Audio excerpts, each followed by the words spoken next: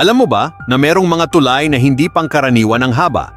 Kahit pa ikumpara yung pinakamahabang tulay dito sa Pilipinas na Cebu-Cordova Link Expressway, ay wala pa sa kalingkingan ng mga tulay na ito. Maging ikaw ay bibilib dahil ang ilan ay talaga namang mas mahaba pa sa isang syudad.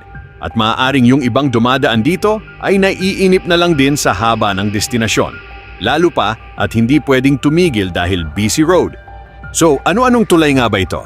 Kaya tara at alamin natin ang 10 pinakamahabang tulay sa buong mundo.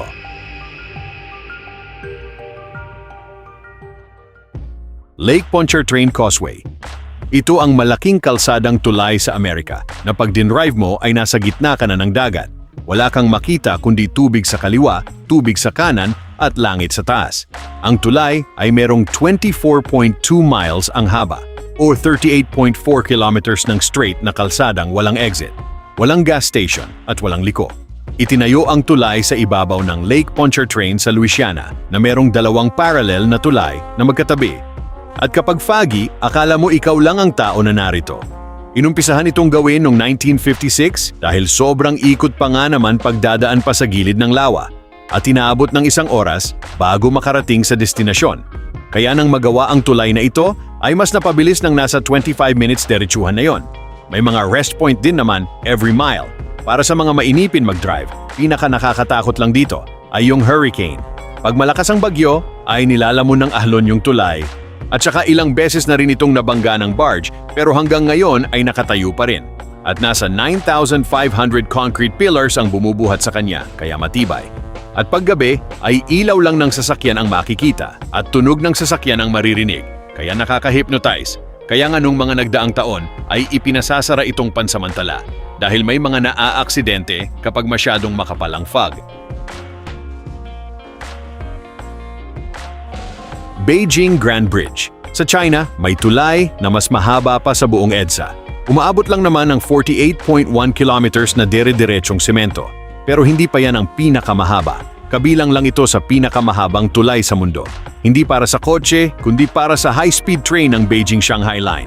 Habang ikaw naglalakad sa kabilang kalsada, maririnig yung tren na 300 kph ang takbo. Pero walang uga, walang kahbig. Bakit ang haba? Kasi imbes na dumaan sa mga ilog, kalsada at bukid. Ginawa na lang nilang elevated highway sa itaas. 2,510 concrete spans ang pinagdugtong para mabuo siya. Para bang ahas na semento na gumagapang sa kapatagan ng China. Paggabi, isang guhit lang ng ilaw yung makikita mo sa kadiliman. Tapos pag may dumaan na tren, parang kidlat na tumatawid. Imagine kung gaano sila kagaling. Kahit 5 years lang nila tinayo. Pero umabot ng 48 kilometers na dahil na rin siguro sa hindi sila greedy sa pondo. Kaya Beijing Grand Bridge, patunay na pag sinabi ng China na gagawa sila ng daan, ay gagawa talaga sila kahit gaano kahaba. Bang na Expressway.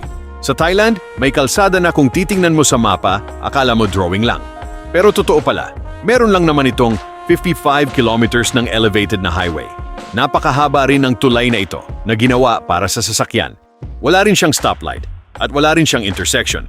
Pagpasok mo ay napakahaba ng ida-drive sa itaas ng mga bahay, kalsada at ilog ng Bangkok.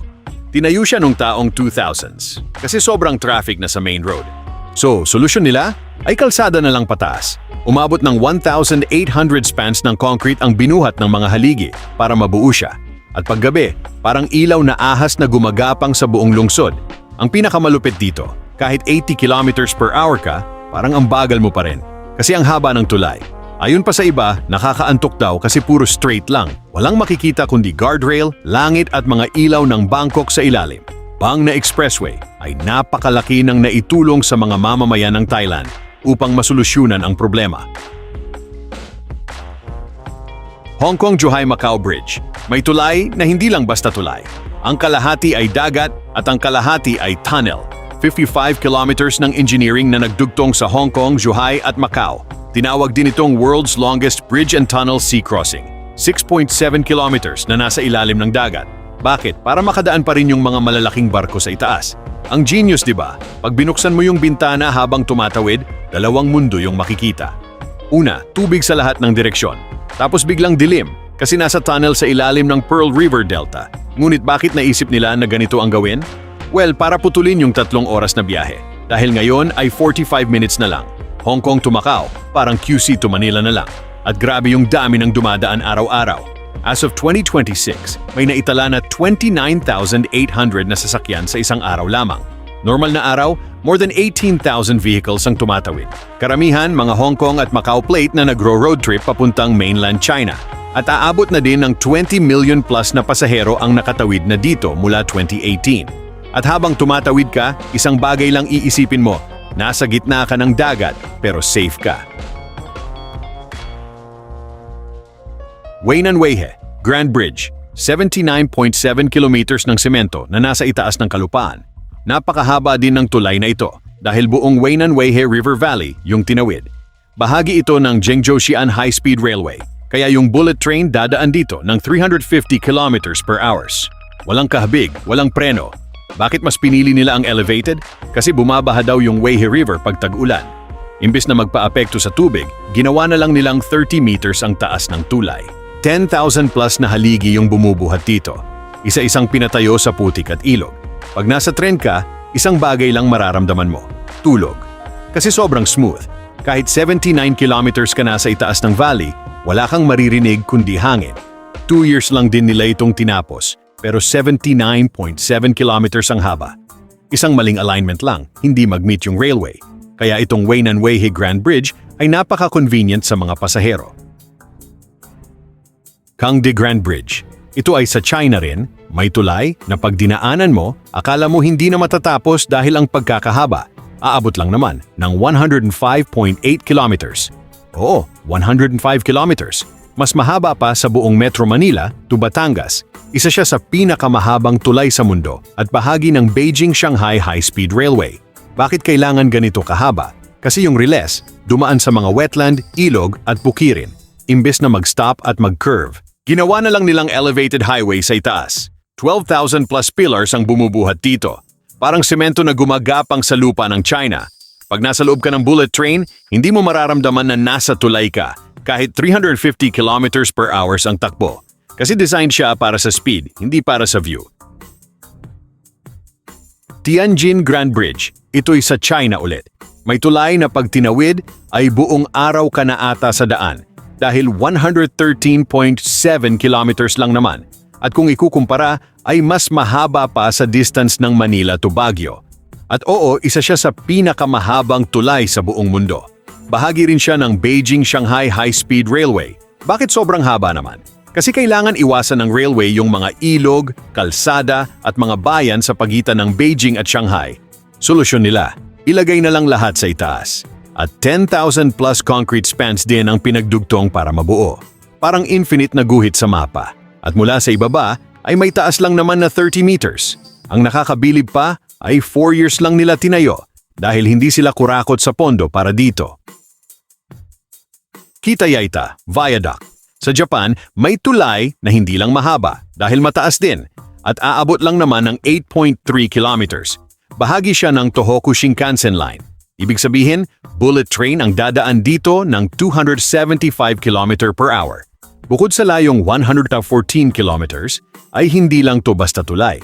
Nakatayo siya sa gitna ng bundok ng Tochigi. Pinakamalupit pa ay may mga part na 80 meters ang taas or 26-story building. Pag tumingin ka sa bintana, bundok sa baba, ulap sa taas. Nakakatakot pero sobrang ganda. Bakit ganito kataas? Kasi para iwas sa snow at landslides tuwing winter. Tinayo siya noong 1982 pero hanggang ngayon, smooth pa rin yung daan. Kaya sa Japan, kahit bundok, gagawa sila ng daan sa taas upang mas mabilis, tahimik at walang aksidente. Changhua Kaohsiung Viaduct. Punta naman tayo ng Taiwan, kung saan ay may tulay na pag dinaanan mo, isang isla na yung natawid mo. 157.3 kilometers. Oo, napakahaba talaga. Mas mahaba pa sa EDSA ng 3 beses. Isa siya sa pinakamahabang viaduct sa mundo at bahagi ng Taiwan High-Speed Rail. Bakit elevated lahat? Kasi lindol zone ang Taiwan. Pag nasa itaas yung railway, mas safe at mas mabilis i-repair pag may gumalaw sa lupa. 8,580 spans ang pinagdugtong para mabuo ito. Pag nasa bullet train ka, 300 km per hour ang takbo. Pero sobrang smooth. Wala ring mararamdaman. Puro palayan, highway at bayan lang yung dadaanan sa ilalim. Grabe, ang galing talaga kung walang greedy at pagtutuunan ng pansin. 4 years lang tinayo, pero hanggang ngayon, zero major accident. Danyang Kunshan Grand Bridge, hands down na tayo sa pinakamahabang tulay na ito.